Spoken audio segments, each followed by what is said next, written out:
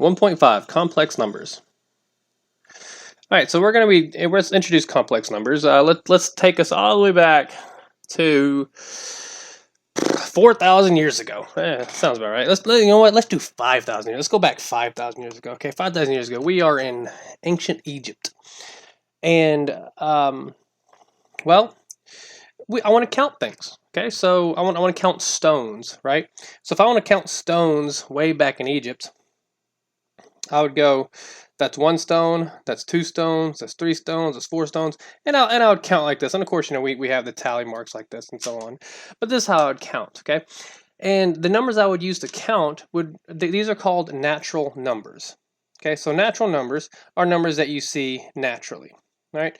And way back when, people didn't have time for mathematics, right? I mean, we're trying to work and build pyramids here. But let's just say somebody, he has a broke leg and he has time to think about math, and he decides to, and for the sake of this demonstration, we're going to use the Arabic numerals, okay? Instead of doing 3 like this, we're just going to write it like this, okay? So for the sake of this, he says, I've got 3 huge stones, and how many stones do I need to add? And we're just going to use a question mark. Okay. Again, we're not using x's or anything right now. How many stones do I need to add to that 3 to get to 30? Okay. And so we'd do some algebraic manipulation, and of course we would say 27. All right. So 27 plus 3 is 30. All right. That's cool. That's cool. All right. However, now let's introduce something new. Okay. So we have all these Egyptians, and I'm like, hey guys, listen to me. I have 30 stones. Okay. How many stones do I need to add? Okay, question mark. How many stones do I need to add to get to, not 27, to get to 3? All right, and then all my Egyptian friends are like, you are out of your mind. You can't add anything to 30 to get to 3. That just doesn't make sense. And I'm like, no, but check this out. Check this out. Watch this. I'm going to do this, guys. I'm going to do 30, and then I'm going to add, some negative 27, and then I'm going to get to 3.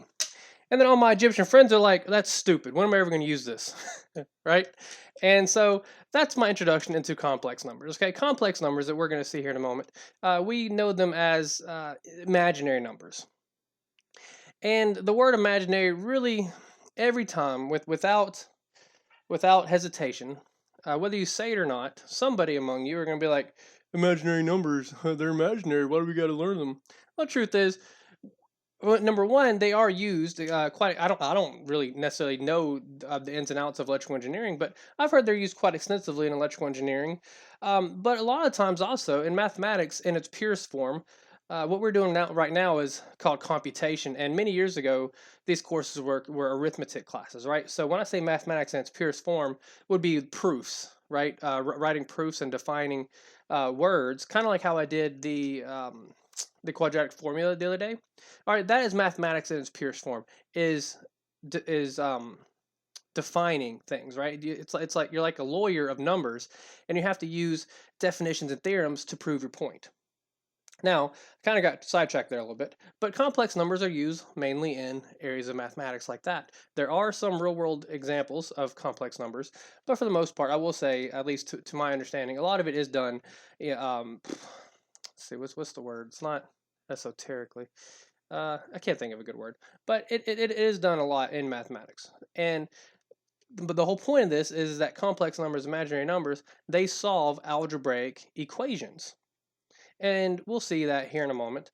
But this is really what I want you to focus in on. Focus in on being in Egypt 4,000 years ago, whatever, Greece 3,000 years ago. Heck, I don't know, be in the desert 2,000 years, it doesn't matter, right? Somebody comes to you with negative numbers, you're going to slap them because they're like, this doesn't exist. Okay, and of course, we know that these numbers do in fact exist, even though, tell me the last time you saw negative 27 apples somewhere. You haven't, have you? No, you don't see negative 27 of anything. Okay, but algebraically, it does exist, and we use it in computation, and that's where we're going to be going with complex numbers.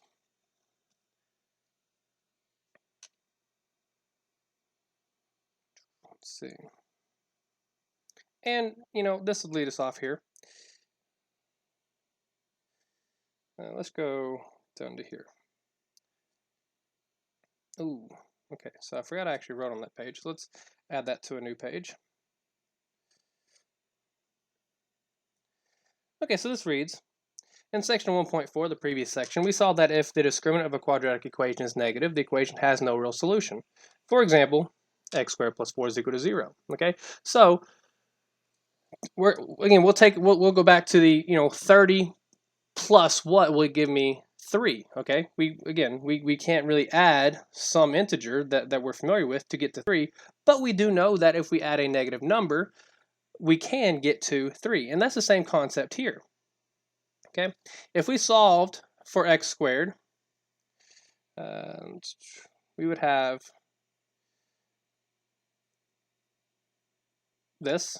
Okay, x is equal to plus or minus the square root of negative 4. Well, what is a square root exactly, right? So the principal square root, the square root of a number is basically if you take that number and you square it. Okay, so in this particular case, let's go ahead and use 4, or yeah, we'll use 4. The square root of 4 we know as 2 because 2 squared is equal to 4.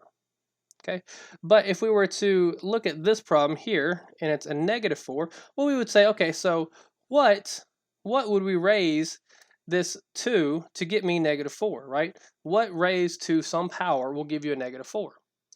And the answer there is nothing. Now, you may be thinking, well, because you forgot, maybe. You may be thinking something, well, what about 2 to the negative 2, right? Well, of course, now we know that can simply just be written as 1 over 2 squared. Okay, so if you've got your exponent powers, 2 to the negative 2 power is not negative 4. It is 1 over 2 squared, or 1/4. But anyways, back to this. There is no number I can square to get to negative 4.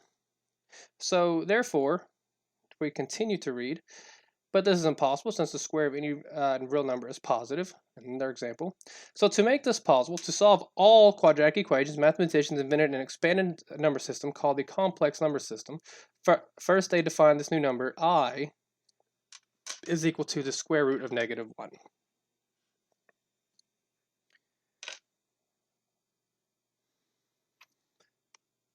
And we will put this here as well.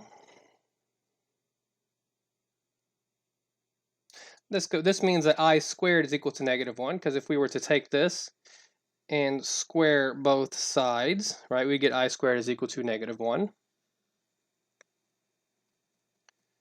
A complex number is then a number of the form a plus bi, where a and b are real numbers, and we'll expand on what that means here in a little bit. That little bit might be now. Okay, so new page. A complex number is an expression of the form a plus bi. Okay, so obviously, if we were just to have some complex number bi, or some imaginary I, well then that's just 0 plus I. Okay, so it's still in this form a plus bi, it's just in 0 plus I. Where a and b are real numbers and I squared is equal to negative 1. The real part of the complex number is a. So for instance, if I did go back and say the 0, right? And the imaginary part is b. Two complex numbers are equal if and only if their real parts are equal and their imaginary parts are equal. And that's pretty easy to understand, right? So if we have 3 plus 4i, that is only equal to 3 plus 4i, right? This last part is a brain buster, I know.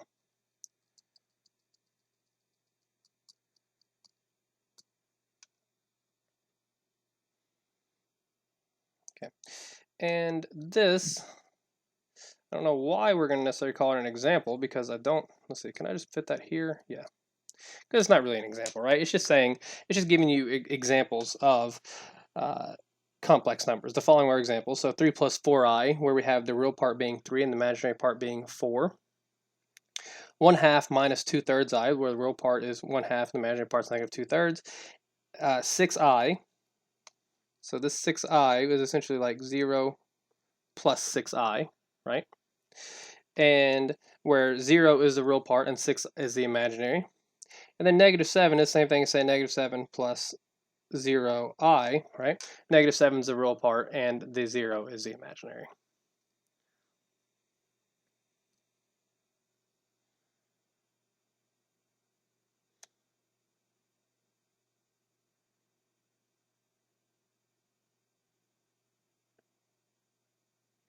Okay, so real quickly, let's actually go ahead and highlight this.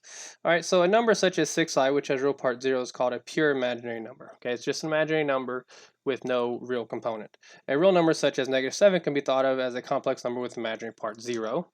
Okay, so in the complex number system, every quadratic equation has solutions.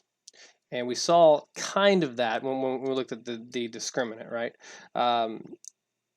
The numbers 2i and -2i are solutions to x squared minus 4 because, and then we see our computation here.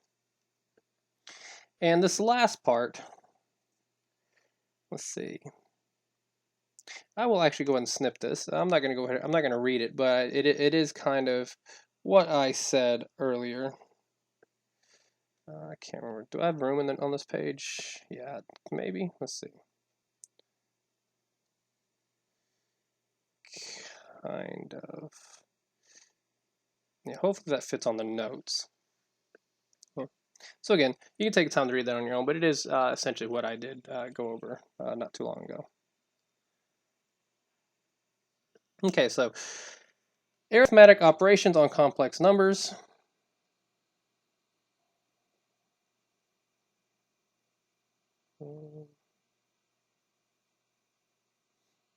Okay, I'll go ahead and snip all this because it's important, and I will be going over it.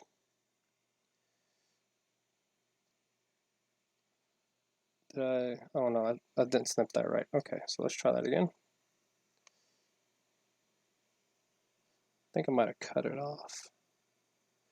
There. Okay, so complex numbers are added, subtracted, multiplied, and divided just as we would any number of the form a plus b on the square root of c. The only difference that we need to keep in mind is that I squared is equal to -1. Thus, the following calculations are valid. Okay, and these are just algebraic manipulations. And going on, it says we therefore define the sum, difference, and product of complex numbers as follows. So here would be rules that I think you can come up with on your own, right? If we were to add two complex numbers, what we would do first is we would take these real components, add them together. We would take these imaginary components and add them together. Then we just put an I in there at the end, right? Subtraction is much the same. And multiplication is just a tad different. Again, we'll see examples here in a moment. But you would still kind of do the same thing here. You would take the real components and you would multiply them, the real number attached essentially, right? And then you would multiply the imaginary components, and then you would get your solution. And I think maybe multiplication is best done with examples, so let's not waste any time.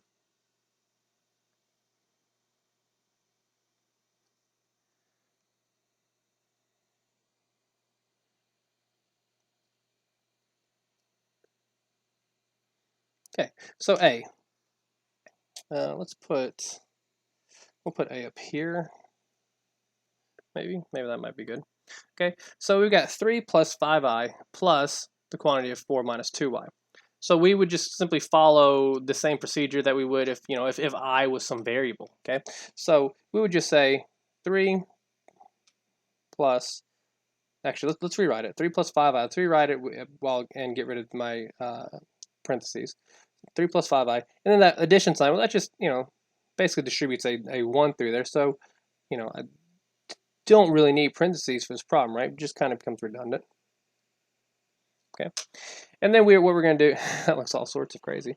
What we're going to do here is we're just going to combine my real terms, and we're going to combine my imaginary terms. Okay, so 3 plus 4 is 7, and then 5i minus 2i, well, that's a plus 3i, and that's that. That's A. B, again, that's what I said, addition and subtraction are largely the same, right? Let's again rewrite this without parentheses, so we can still go the route and just kind of drop the parentheses on the first term, right? 3 plus 5i. Okay, and then it's a minus a quantity of 4 minus 2i. So we're going to distribute a -1 through there, so it's going to be a minus 4, and then a plus 2i. Okay. And then, of course, we're going to combine my real terms. So my 3 and my -4 gives me a -1. and then a 5, and a 2 gives me a 7, negative 1, plus 7i. Okay. Now C, we kept it, we gave it some room down here for this. What we're going to do is we're going to just FOIL it, okay? So we're going to pretend like this is just some normal run-of-the-mill binomial, okay? The only thing that we're going to have really to deal with here is an I squared, and we'll see that here in a moment. So let's go ahead and rewrite this so we can really demonstrate the FOIL method here.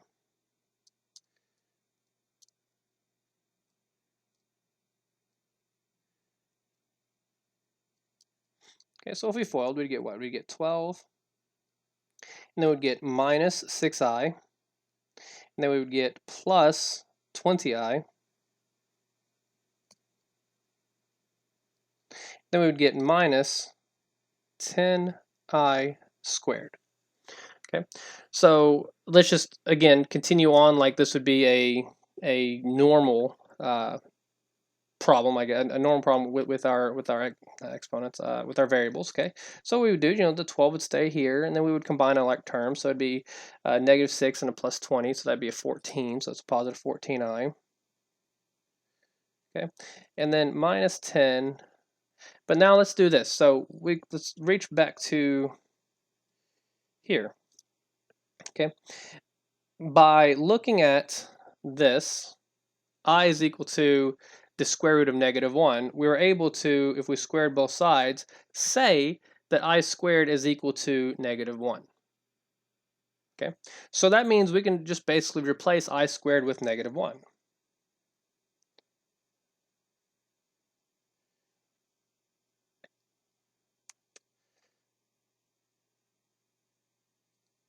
Just like that. Okay, and then we can proceed. We could say 12 plus 14i, and then we have a negative 10 times a negative 1, so that's just a plus 10, right?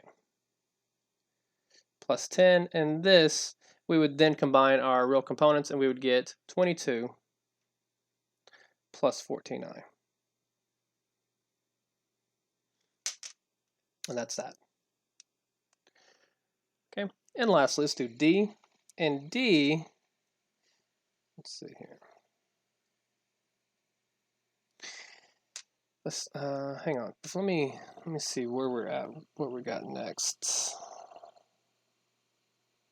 Okay, okay, so this will be a good time to introduce something for D. All right, we're going to have problems like this. I to some absurd power. Okay, so before we continue on with this, let's do a little exercise. And I'm pretty, hopefully I'm not cutting line here, but let's go ahead and do this exercise. And let's say, let's do I. Well, what's I equal to? I is equal to I. That's easy enough, right? Okay, now let's do I squared. Okay, what do we say I squared is equal to? What do we say is equal to negative 1? Okay, and many of you probably know exactly where I'm going with this. I cubed. Okay, well, I cubed, we don't really know what I cubed is, do we? All right, but we do know I cubed can be rewritten as I squared times I, right? Well, what was I squared? I squared was negative 1, and I was just I. So negative 1 times I is a negative I. Okay, I to the 4th. Well, I to the 4th can be written as I squared times I squared, which is the same thing as saying negative 1 times negative 1. Right, my little flag ain't having it. Okay, there we go. That's equal to 1. Okay, so then let's actually go ahead and put all these in a square so we just see them better, right? So let's continue on with this exercise a little bit more, right? And we're just going to go with I to the 5th. All right, well, we don't know what I to the 5th is, but we know I to the 5th can be the same thing as saying I to the 4th times I. And what was I to the 4th? Well, I to the 4th was a positive 1. What was I? Well, that's just I. So we could say it's I. I to the 6th. Well, that could be I to the 4th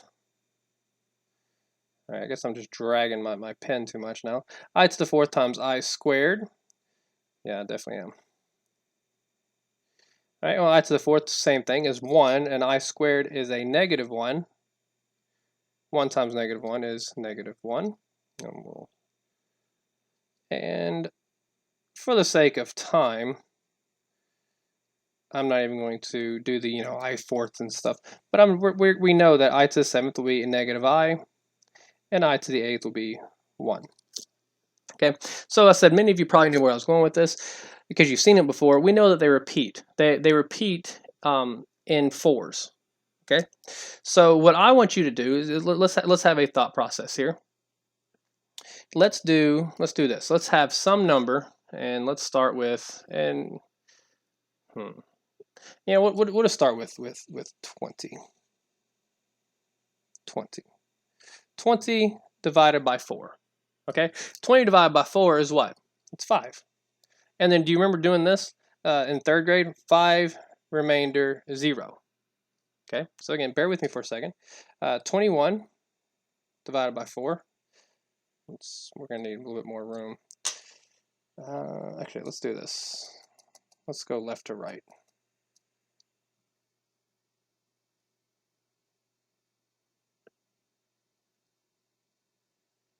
And then let's do 21 divided by 4. That's 5 remainder 1. 22 would be 5 remainder 2. 23 would be 5 remainder 3. And 24 would be 6, right? So let's put this down. Let's put that down here. It would be 6 remainder 0.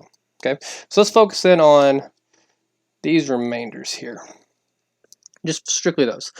All right, so if I put these in a calculator, okay, if I put 20 divided by 4 in a calculator, I would just get the number 5, right? If I put 21 in a calculator and I divide by 4, I would get what? 5.25, right? I would get 5.25. If I put 22 in a calculator, divide by 4, I'd get 5.5. And then if I put 23 in a calculator, I would get 5.75. Okay, so this is a jumbled mess, but let's do this now. Let's go back to the problem. And you could probably do this in your head, and actually I did do 23. But if we put 23 in the calculator, we would get what? 5.75. Okay, that 0.75 would be 3/4 of the next number, right? So what we're going to do now is look at the third power of I. So whenever you have a no remainder on the calculator, 0.0, it would correspond with an I. If you have a 0.5, let's do this in blue. If you have 0.0, it's just I. 0.5 would be I squared. 0.75 would be I cubed. I'm sorry, this is actually 0.25. I messed up. 0.25. And then I to the fourth would be 0.0. Okay, so if I put 23 in the calculator, I would get 5.75, right?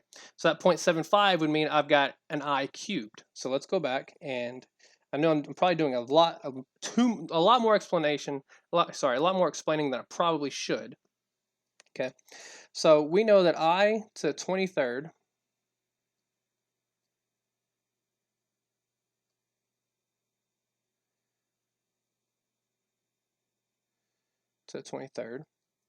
can be rewritten as I to the 4th raised to the 5th power, all right, times I cubed. Well, I to the 4th is 1. 1 raised to any power is 1, so that'd be 1 times I cubed. And then we know I cubed is just simply negative I. So I did a lot of explaining. Hopefully I didn't over-explain or under-explain, but there's the whole point of it, is you really just have to divide by 4, and whatever your remainder is, that is essentially your power of I. Because, as I said, I can rewrite I to the 23rd power, and I can write that 23 a little bit better. It's just when I write small numbers, my stylus is not having it. Whew. Okay, hopefully I explained it, and I'm going to stop just in case I did over-explain it.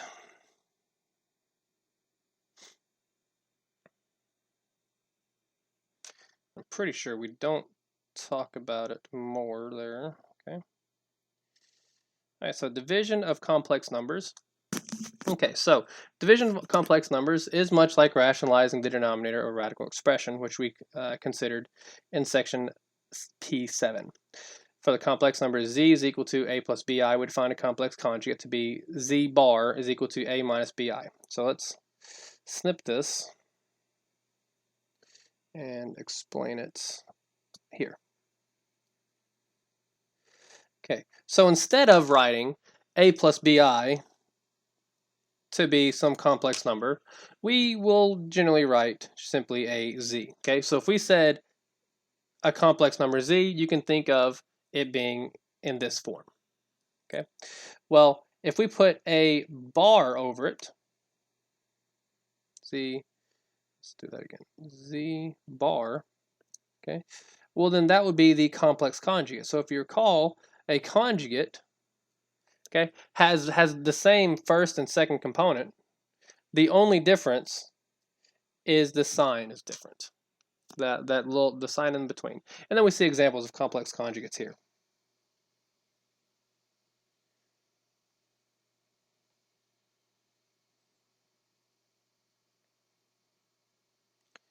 Dividing complex conjugates. Hopefully I didn't explain that one thing too long, and we're not going to go too long. But we will if I continue to mess up with that.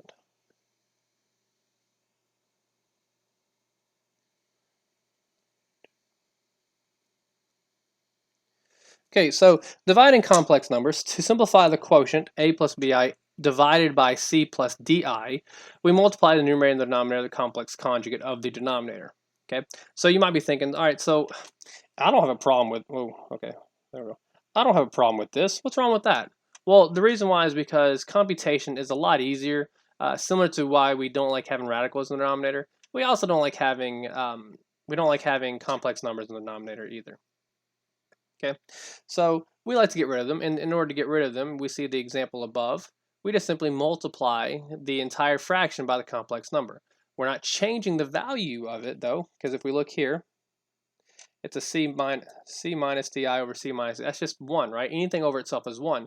So I'm just multiplying this particular problem by 1. Okay, so let's do just one of these.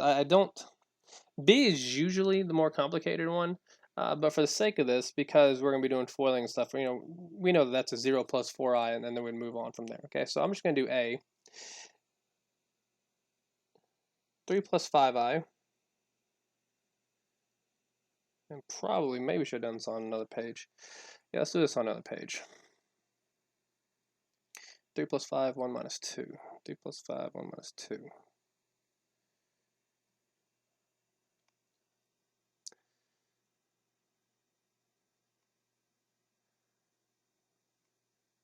Okay, so this is a from the previous page. So 3 plus 5i divided by 1 minus 2. So in order to get rid of the complex number on the denominator, we must multiply it by the complex conjugate. The complex conjugate here would be 1 plus 2i over 1 plus 2i. And there's actually a rule here that I don't know if we talk about today or not, but anyways, let's continue on. So we'll FOIL the numerator. Okay, so let's do some of this in our head. Yeah, well, no, let's just write it out, whatever. All right, so 3 times 1 is 3. 3 times a positive 2i is a plus 6i, and then we go to the 5, so it's a plus 5i. And then we get a 5 times 2, so that's 10i squared, so plus 10i squared. All right, now the denominator,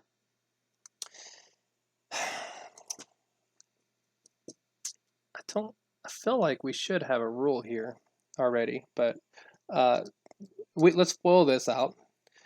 So we've got a 1, and then we multiply here, so we got a plus 2i, then we got a minus 2i, Then we got a minus 4i squared. Okay. So let's continue on here. Let's combine like terms. So in the numerator, we can say we have 3 and then plus 11i.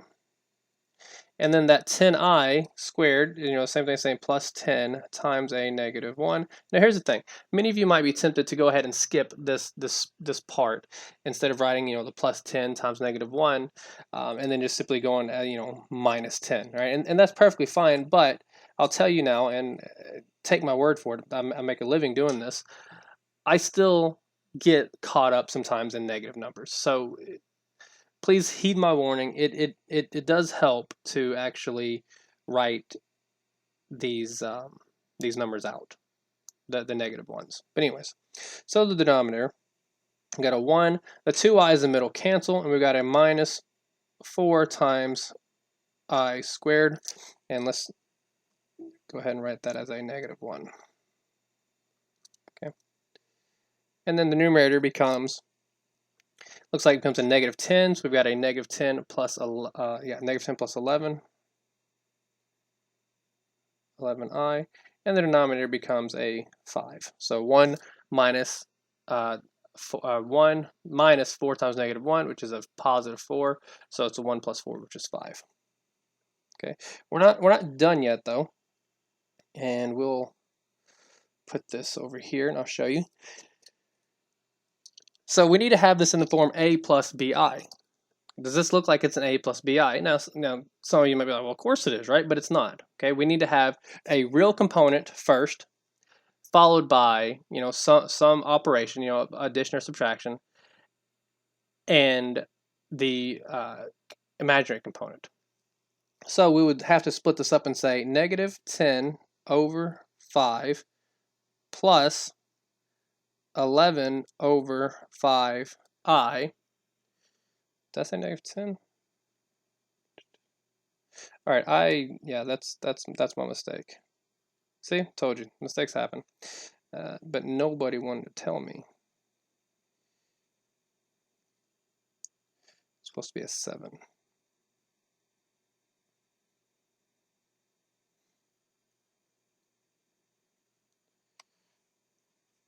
All right, so just so we're clear, I made that mistake on purpose, just to prove to you guys that these mistakes do happen, even though, like I said, I've been doing this for a long time, as that honestly could not have come at a better time, huh?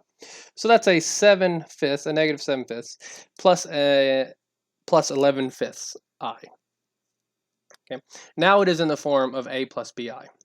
Now, I'm not sure if it's actually covered in this section, and I hesitate to say this, but there is a theorem we have, and we should either come across or have come across or something. But if we are multiplying complex conjugates, okay, we multiply complex conjugates together, then the solution is just the first term plus the second term squared. So it'd be 1 squared plus 2 squared, right? And that's where we got the 5. All right, I know we have to come across that theorem at some point, but I don't know, again, maybe that's too much, so we'll move on. And again, B, it's going to be for you. Yeah, there's negative 7 plus 11/5. Square roots of negative numbers. Okay, so this, let's see here, 11 o'clock, we still have, we need to crank it up a little bit.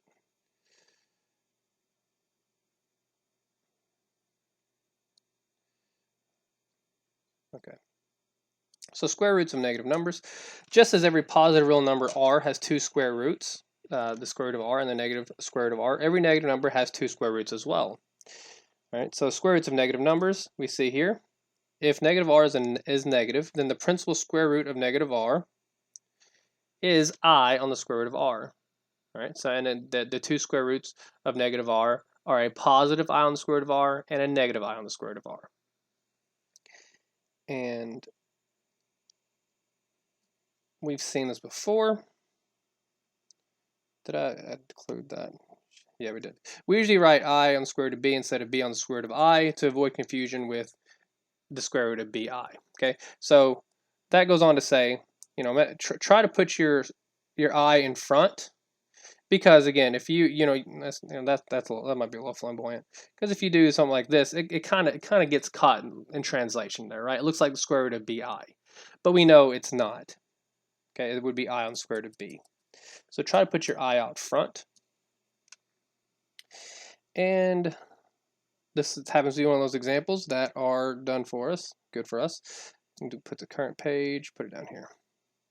Okay, so we see in example A, the square root of -1, we would take an I out, and by taking an I out, we get rid of the negative sign, right? We have the -16, we put an I out front, we get rid of the negative sign there, and it just becomes I on the square root of 16, which is, square root of 16 is 4, and the same thing can be done here. We just take the I out, and of course, square root of 3 is irrational. So we're just going to be taking an I out and replacing the negative. All right, so this is very, very important, and I'm going to have to cut back to a previous section here in a second.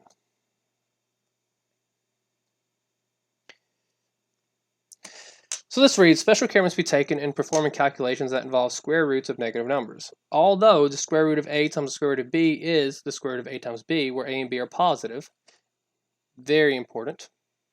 Whoops, let's go back to the stylus. Where a and b are positive, and let's actually highlight that. This is not true when both are negative, for example, and we see if we were to do it the correct way, the way that we're learning right now, we would take an I out, right? And then we would multiply it together. We would have I squared times the square root of 6, or in other words, negative square root of 6, okay? But if we did it the way we were taught before, we would combine what's inside the radicals, -2 times -3, negative times negative is positive, and we just get a positive square root of 6. All right, and then now at the bottom in the red, it says when multiplying radicals of negative numbers, express them first in the form I on the square root of r. So let's see. We're going to go back to, that's not what I want. How do I get to P? Oh, here we go. P. This is the prerequisite chapters.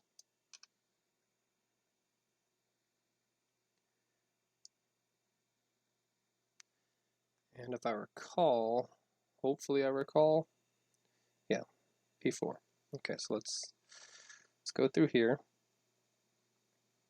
Mainly, I really want to show this because a lot of people are like, they'll be like, math doesn't make sense. Well, I'm sorry to tell you, man, but math is the most logical discipline there is, and I want to show how here.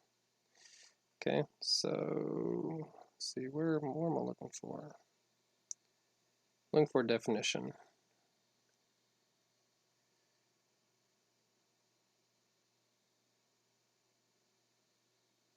Shoot, I might have went beyond.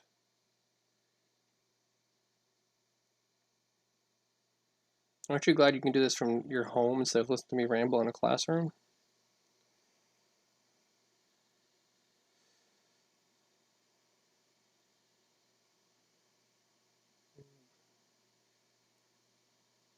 Here it is. Okay, so this is what I'm going to look at here.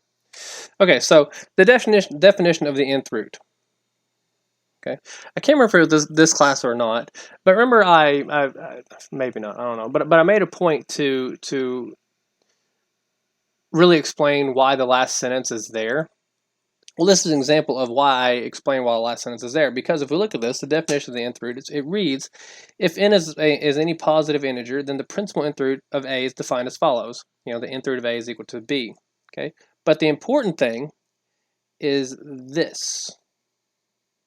We must have a greater than or equal to 0. Okay, so notice how, or if you recall, here it says when a and b are positive, right? So that only works, multiplying radicals only works if we have positive numbers inside the radical. If you do not have a positive number inside the radical, then you must do this procedure. So these explanations, these definitions are very, or I won't say very rigorous, but are, yeah, I guess they are very rigorous, honestly, are very rigorous in terms of, explaining things instead of, not allowing someone to say, well, that doesn't make sense, okay? Because they do make sense. You just have to make sure you read the entire definition of it. Sorry, soapbox moment. All right, so we're gonna have to kick this up. Today we're doing 1.5 right now because we have 2 sections. So today might be one of those days where I go over. Sorry.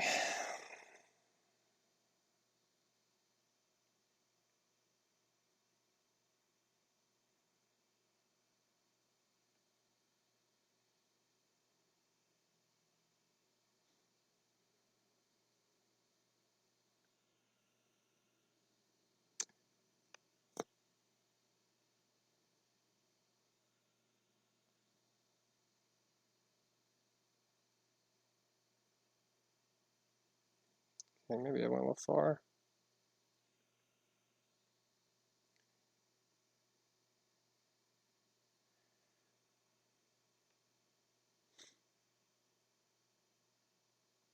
Okay.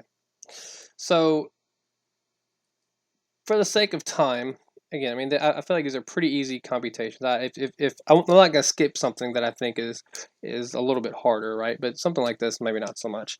All we do here is basically do what I just rambled on about for the past 6 minutes, maybe 7 minutes, I don't know. And we would just simply, FOIL through, right, FOIL. And then the whole point of this would be something we're looking at the square root of -3 and the square root of -4, right? We would make sure we rewrite that as this, I on the square root of 3, I on the square root of 4, and then we would proceed to FOIL. Okay, that's all example 5 is saying. Complex solutions of quadratic equations.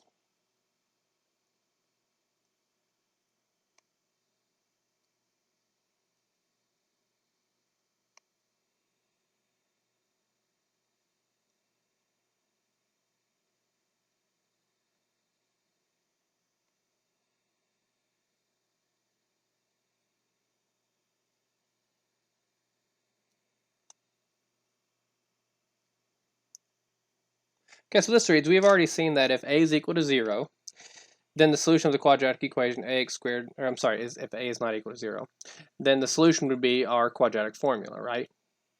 And then if b squared minus 4ac, otherwise known as the determinant, is less than 0, then we have no real solution. But in complex number system, the equation will always have solutions because negative numbers have square roots in this expanded setting. So that would be, put that current page.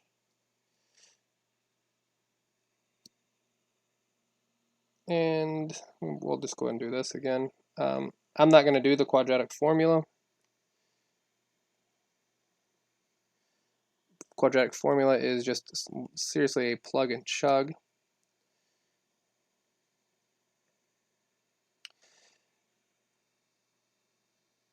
I will slowly or quickly hand wave this, right? X squared plus 9. We know x squared plus 9. We can subtract 9 from both sides. So we'd have x squared is equal to -9. We take the square root of both sides, and then we end up with plus or minus 3i. And in b, we would actually have to do the quadratic formula. And by just simply doing the quadratic formula, plugging in a, b, and c where they need to go, we see we have 2 solutions. One is -2 plus I, and the other one is -2 minus I. And of course, the shorthand plus or minus would take care of both of these.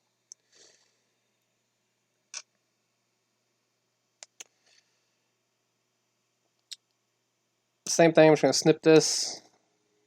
All right, so real quickly, because I do feel like I'm kind of cheating here. I'm sorry, but next week we're going to have a 3-section class, and then the week after that, let me see, as I think we can start going back to or start doing 1 section. No, that's actually false too. So next week we'll do a 3-section, and then the week after we'll have 1 section, and then we'll go back to 2 sections, and then we'll be done. So I won't have to go as fast, but again, I feel like this is largely a review, so it's not that big of a deal.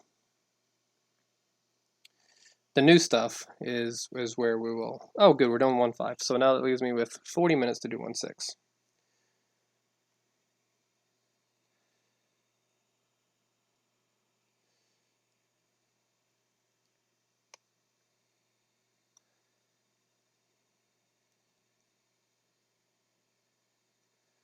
Solving other types of equations. So what does this mean, right? So let's read. So far we have learned how to solve linear and quadratic equations. In this section we study other types of equations, including those that involve higher power, fractional expressions, and radicals. All right, so I don't know what all those words mean, do we? All right, so let's start with this. And current page. Let's begin. So we've got x to the fifth is equal to 9x cubed. So first thing you'd be thinking is, well, we don't know how to do, you know, fifth degree polynomials, right? But then we just have to come back, take ourselves off autopilot and remember, okay, so what we need to do here is we need to get everything to one side, and we're going to proceed with the zero product principle. So let's do that. You know, let's do blue. Blue is easy on the eyes. So x to the fifth minus 9x cubed is equal to 0, right? We subtracted 9x cubed from both sides. All right, what can we factor out of the left side? Well, we can factor out, looks like we can factor out an x cubed. And what remains? Well, that becomes an x squared minus 9 is equal to 0. Okay, well, that x squared minus 9, we should know that that is a perfect, that is a difference of squares, sorry. That is a perfect difference of squares. And that factors into x plus 3 and x minus 3 is equal to 0. And we recall on Monday, I believe, we talked about the zero product principle, and that's the same thing. This is, you know, a times b times c, and that's equal to 0. So what we're going to do is we're going to set each one of these factors, again, the factor being the multiplication of it, set them equal to 0. So we would say x cubed is equal to 0. This means that x must be equal to 0, right? Because the only number that would be 0 if you cube it would be 0. Next we have x plus 3 is equal to 0, which means that we would have x is equal to negative 3. And then x minus 3 is equal to 0, which means that x is equal to 3. And these are my solutions.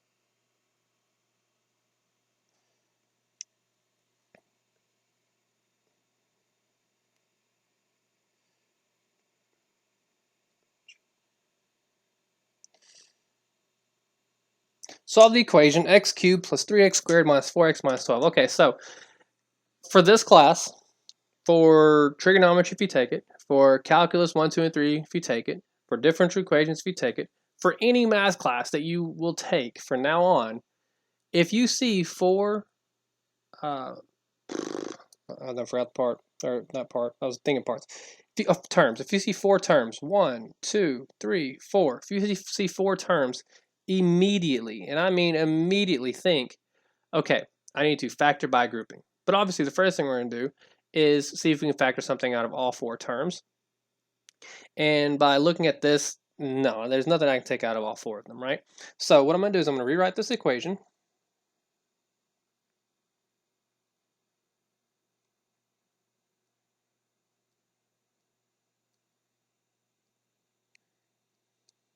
And then I'm going to split it down the middle. Maybe one more. And then when I split it down the middle, I'm going to factor the left side, and then I'm going to factor the right side. Okay, so by factoring the left side, I can pull out an x squared. And what does it leave me with? It leaves me with an x plus 3.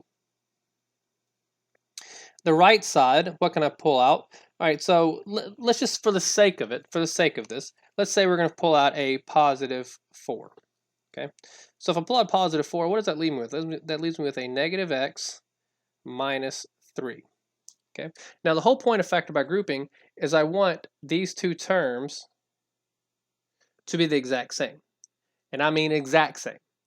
These are similar, but they're not the exact same, are they? No. Instead, what I'll have to do is I'll have to pull out a negative 4 instead of a positive 4. And so by pulling out a negative 4, that leaves me with an x plus 3, and that's equal to 0. And then I can finish up my factor by grouping. I know I can factor out an x plus 3 from both terms. And what remains is x squared minus 4. I also know that x squared minus 4 is a difference of squares.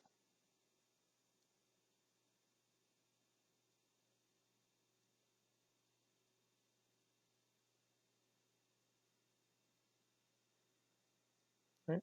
And therefore my solutions will be x is equal to -3 and plus or minus 2.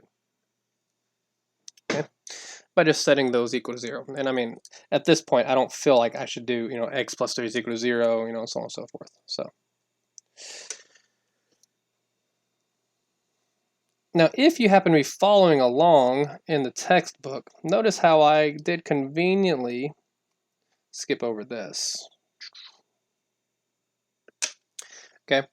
Actually, no, that's not the one I wanted to conveniently skip over. Shoot. That's actually a good one to actually talk about. Never divide both sides of an equation by an expression that contains a variable unless you know the expression cannot equal 0. That's a good point. But example 3 is really what I want to drive home. So here we go.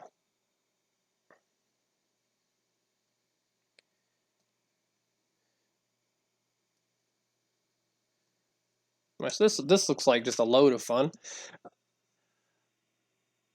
There is all right, the first step I need to do here, okay, would be to factor any sort of polynomial. And in this particular case, we're going to factor the denominator of the very last term on the right?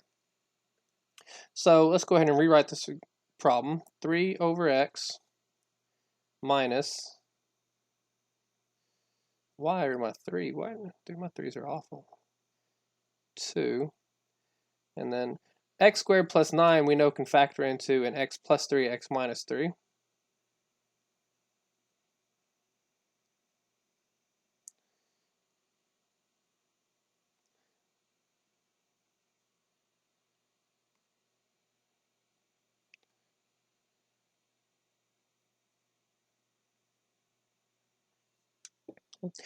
And then at this point, what I'm going to do is I'm going to multiply this entire problem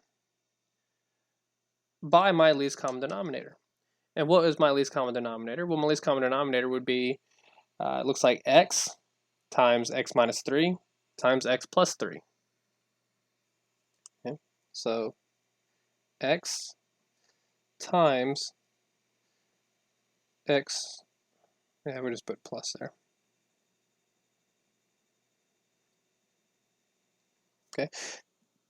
Now, traditionally, and there's nothing wrong with doing this, but if I'm just going to multiply the left and the right side by the exact same thing, I just say I'm multiplying the entire problem by, right? So if you wanted to, you can obviously put this next to the right side, and you can also put that next to the left side, if you so choose. But I'm multiplying the entire problem by it, so I just keep it as is. Okay? So if I'm multiplying, I guess I can go ahead and take that off. If I'm multiplying all this by the first term, okay, so the x's would end up canceling out. So that leaves me with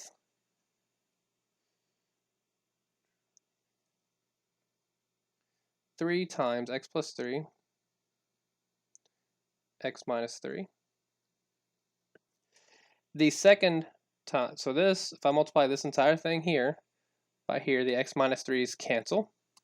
So this turns into minus 2 times what x? That's an x minus 3's cancel, so it's an x plus 3.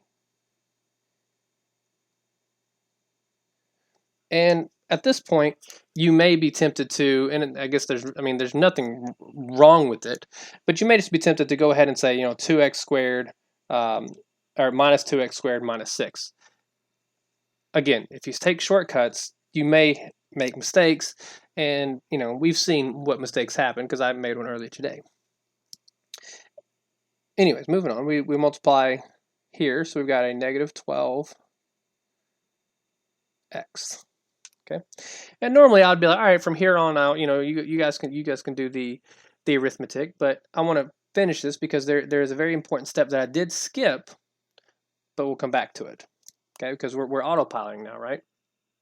Okay, so real fast, we're going to distribute through here.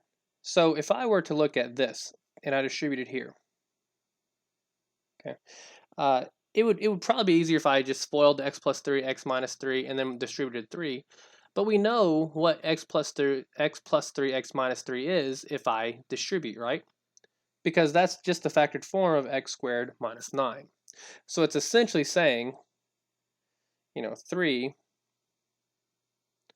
times x squared minus 9. That's essentially the same thing, right? So what I'm just going to go ahead and do is I'm going to go ahead and essentially distribute through x squared minus 9 while actually not writing it, okay? No, actually, I'm going to keep it there in case, I will go ahead and rewrite it.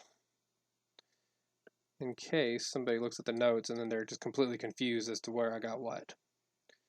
But I will go ahead and distribute this, so that's going to be a negative 2x squared minus 6x. And it's equal to a negative 12x. So we'll distribute here. We got a 3x squared minus 27 minus 2x squared minus 6x is equal to negative 12x. Okay, so that's, hopefully there's not a mistake in there, and if there is, maybe you'll tell me. All right, so I need to combine like terms and move everything to the left side. Okay, so by combining like terms, it looks like what I'm going to have here, we've got an x squared, right, the 3x squared, and then minus 2x. Looks like if we added 12x to both sides, we'd have a plus 6x. And then negative 27 remains. It's equal to 0. Okay, I combined like terms, moved everything to the left, just kind of did it in my head. All right, x squared plus 6x minus 27, we'd say, okay, so what are my factors of 27 that when I add or subtract them together will give me a positive 6? And let's go ahead and change colors here. And that would be 9 and 3, so it'd be a positive 9, so x plus 9, x minus 3 is equal to 0. And so that would mean, we'll just go new page here. That would mean my solutions, when I say plus 9, so it'd be a negative 9 and a positive 3. Okay. And if we did this, and let's go ahead and do it actually. Let's plug these back in. So if we plugged in a negative 9, okay, if we plugged in a negative 9,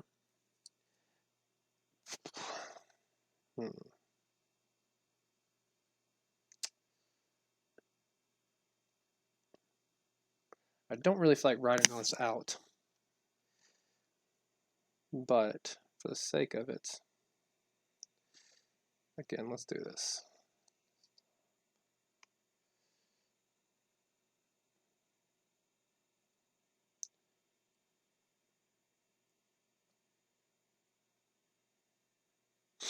Okay, so if we plugged in a negative 9, so we've got 3 over negative 9 minus 2 negative 9 minus 3 is equal to negative 12, and then negative 9 quantity squared minus 9. Okay, so 3 over negative 9 is a negative 1/3 minus, and then 2 over, we have a negative 9 minus 3, so it's negative 12. 2 divided by negative 12 is 1/6, so 1/6. And then we've got a negative 2. And I'm just kind of freehanding this, I'm sorry, just thinking this through like you may, okay? Then we got a negative 9 squares 81. 81 minus 9 is 72. Okay, so what, 136? You know what? Let's do this. I don't like this.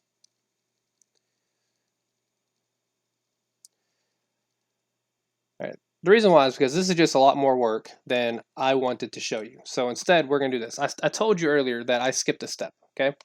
Here's a step that I skipped intentionally because I wanted to really drive the point home, and honestly, I think that really drove the point home there, didn't it? All right, so after you factor, that was number one. We factored every polynomial we can. The second step we need to do, okay, is find restricted values. After you factor, find restricted values, okay? So looking at this, restricted values are values that I cannot use, okay? They are the values that are restricted. I don't write brainbuster again, okay? So looking at this here, okay? What are my values that I cannot use? And the values that I cannot use are what make my denominator equal to 0. Looking here, I cannot have a 0. Well, that's easy enough, right? I cannot have a 0. Looking here, I cannot have a positive 3, okay? Because a positive 3 would make that, 3 minus 3 is 0. So we cannot have a positive 3. Positive 3 is already taken up here, but here we cannot have a negative 3, right? Because if we have a negative 3, negative 3 plus 3 is equal to 0.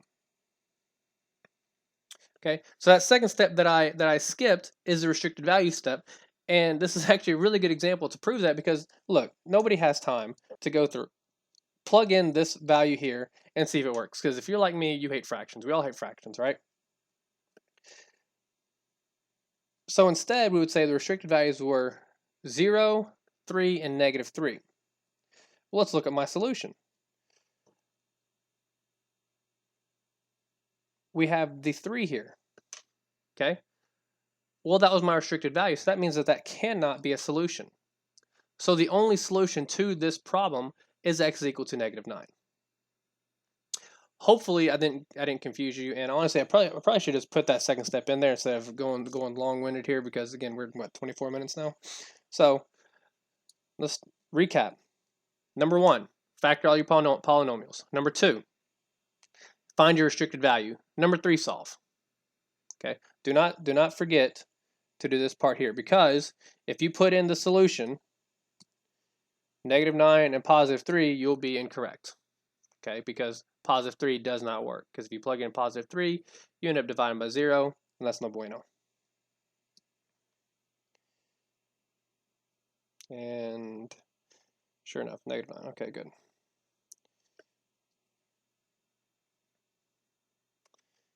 Equations involving radicals.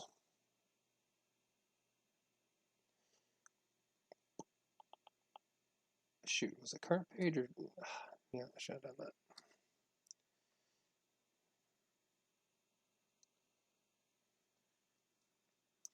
Okay, so radicals. Everybody hates radicals. I hate them more. Nah, they're not that bad, honestly.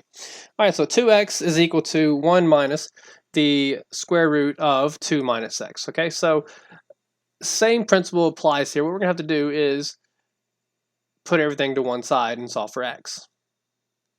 Okay, so first things first, we're going to take the 2x, and we're going to subtract 1 from both sides.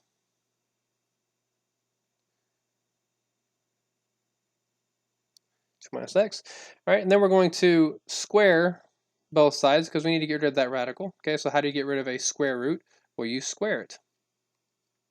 So 2x minus 1 quantity squared, so that is a squared, so it's 4x squared. And it's a minus, so minus 2ab, so that's going to be minus 2x. 2 times a times b.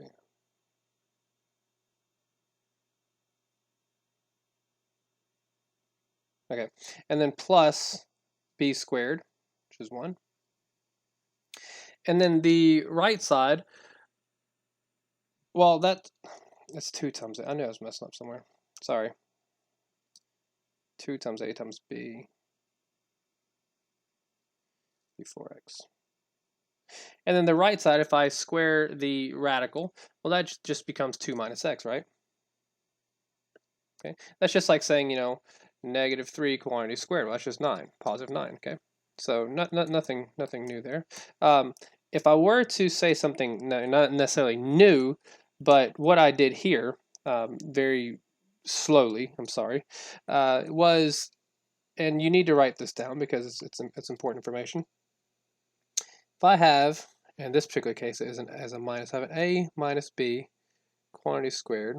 It's the same thing as a squared minus 2ab plus b squared. And of course, if we have the addition, a plus b quantity squared, that is a squared plus 2ab plus b squared. Sorry, I guess that 2 up front messed me up when I did the 2ab. All right.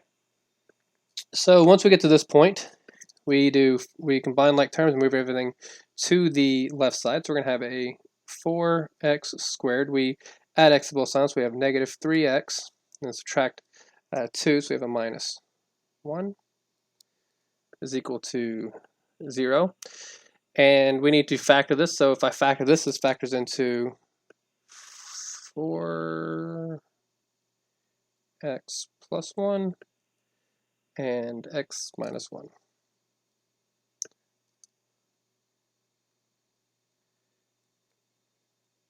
Okay.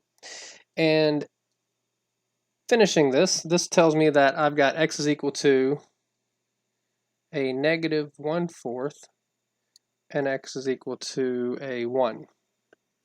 Okay, so you remember I said in a previous lecture, either Monday or last week, okay, I said, hey, you know, I don't check my solutions, okay, because look, I'm either right or I'm wrong. That's how that, and I just always assume I'm right. But I did say that there will be a time when you need to check your solution, and I'll tell you when that time comes. Well, the time has come. So, okay. You need to check your solutions when you raise your problem, when you're solving your problem, and you raise it to an even power. Okay, I'm pretty sure it's just an even power, but how about this? When you raise it to a power. Okay, so in this particular case, in the yellow over there, we took the square root of both sides.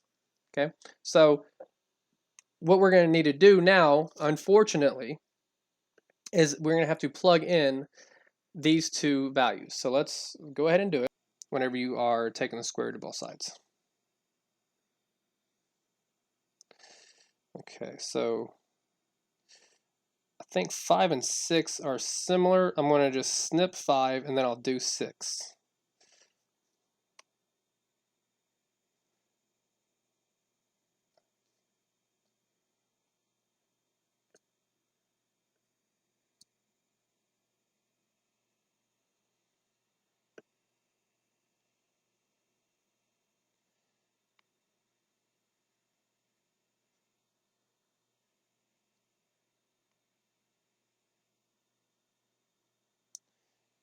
And it might actually be easier. Let me actually do 6 and then I'll come back to 5.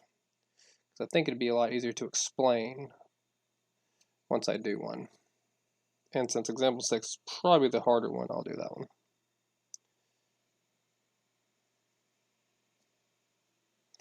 Okay, so let's look at this problem. Example 6, solve the equation. All right, there it is. Okay, so if I've got 1 plus 1 over x, quantity squared, minus 6 times 1 plus 1 over x, plus 8. All right, again, we're in the realm of, oh no, fractions, we hate fractions. I mean, not only is it a fraction, but it's a quadratic equation. Like, everything about this is just bad news. Okay, but let's first examine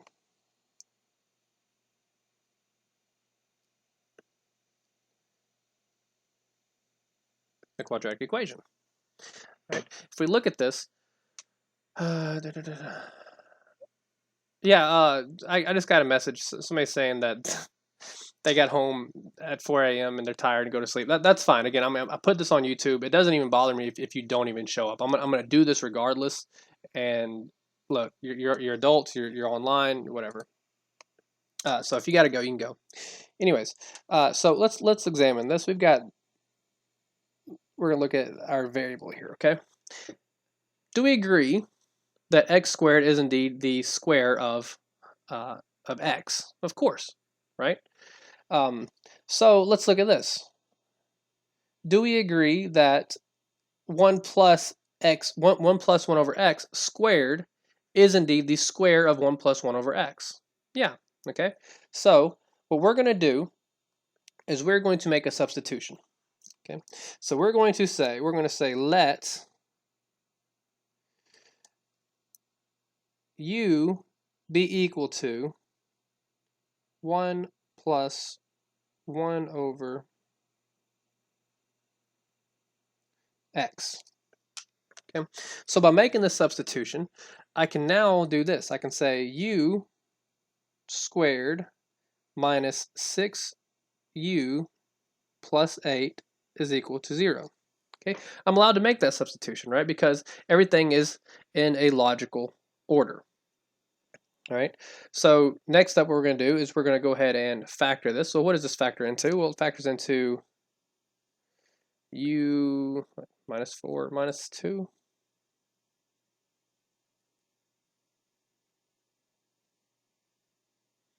That's equal to 0.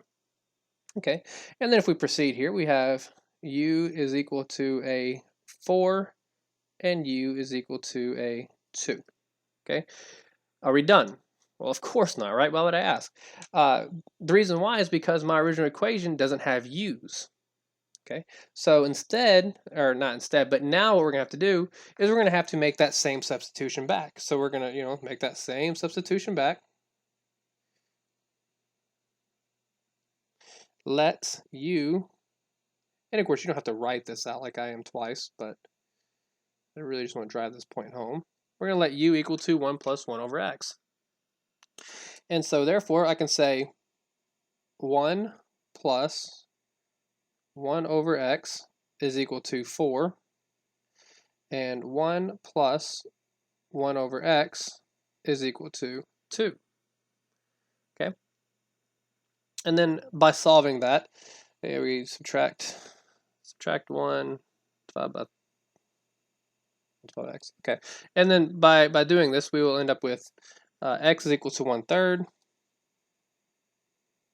and x is equal to, subtract 1, multiply 1, so is equal to 1. Okay, and then we're done. So this is solving quadratic equations. And what was the title actually? Let's see here. Of equations of quadratic. Okay, just equations of quadratic type. So they don't immediately pop out at you as a quadratic equation. Okay, but they are quadratic equations in that they you can use substitutions. Okay, and again, if you take trigonometry with me, well, actually, if you take trigonometry, calculus, whatever, substitutions are used quite often. Okay, so you need to get used to them, especially if you're going into a STEM field. So let's go back to this one, the one that I said that I think is generally easier. A fourth degree equation of quadratic type. So here we are. We look at this. We see x to the fourth and x squared. Okay, you agree that x to the fourth is x squared squared, right? X squared squared is x to the fourth. Similar to how on this page we had, the square of x was x squared. Okay.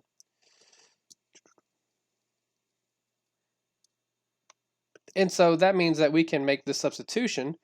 W is equal to x squared. Okay.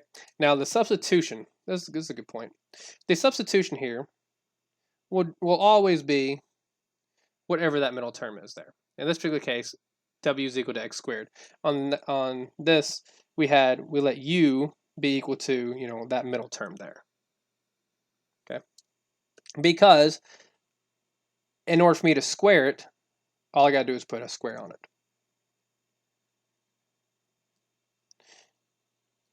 Anyways, the solution, this one, it doesn't look like you can factor it easily. So the quadratic formula had to be used, and we see that we have 4 solutions. Okay, because it is a fourth degree polynomial.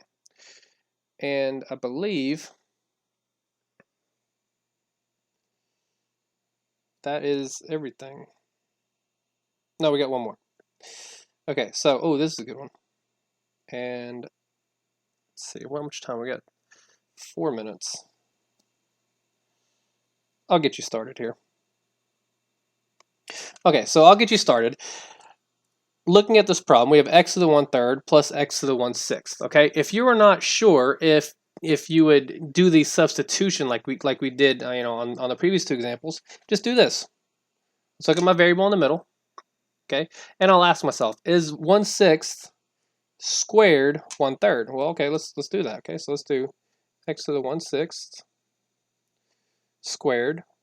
Well, that's going to be equal to x to the 2/6, which is equal to x to the 1/3. Okay, so it is indeed the square of 1/6. Okay, so what I'll do is I'll make this substitution. I would say let, and I think we used m, I used u. I mean, it doesn't really matter. I mean, we can say y, right? We're going to say let y be equal to x to the 1/6. And by doing that, I can now rewrite this equation as y squared plus y minus 2 is equal to 0. And then I can solve accordingly. Okay. I think, yeah, you can just factor this one. So yeah, you can just factor it, go on, do what you need to. But anyways, that does conclude the lecture.